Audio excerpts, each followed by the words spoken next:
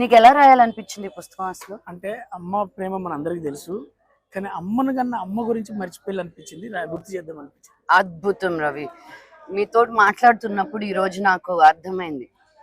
అమ్మ అమ్మమ్మ అనుకుంటూ, అమ్మ ఎంత ఇష్టమైన నన్ను, విష్ణుని, మనోజ్ని పెంచింది మటుకు మా అమ్మమ్మే. సో రోజు ఆవిడని తలుచుకుంటా ఉంటాం.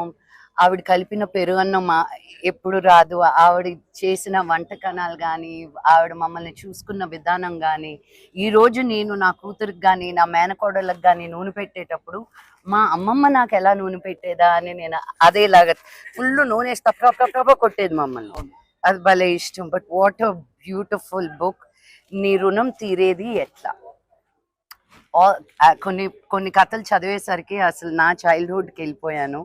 పిక్చర్స్ కూడా ఎంత మంచి బ్యూటిఫుల్ ఫొటోస్, దట్ చిన్ని చిన్ని విషయాలు కూడా. ఇదిగో మా అమ్మమ్మకి కూడా బొడ్లో సంచి ఉండేది అనమాట.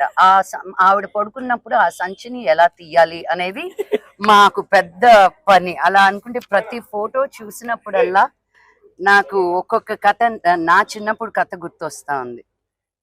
ఇదిగో గోరింటాకు, దీనికి ఒక పెద్ద స్టోరీ చెప్పాను నేను మీకు. థ్యాంక్ యూ రవి, మా చైల్డ్హుడ్ ని గుర్తు చేసినందుకు. మనం ప్రతిసారి మర్చిపోయాం మన అమ్మమ్మని గుర్తు చేసినందుకు. So anybody who can get your hands on this book, Ravi garu రాశారు, and he's a PhD in psychology. So please go read these, and these are short cute stories. So ఇవి చదివినప్పుడు మన అమ్మమ్మ కూడా గుర్తొస్తుంది. They are not going to be there forever. So మీ అమ్మమ్మ తోటి మీరు మాట్లాడి ఎన్ని రోజులైంది? Pick up the call and tell her thank you and pick up this book. Thank you అక్క, థ్యాంక్ యూ సో మచ్.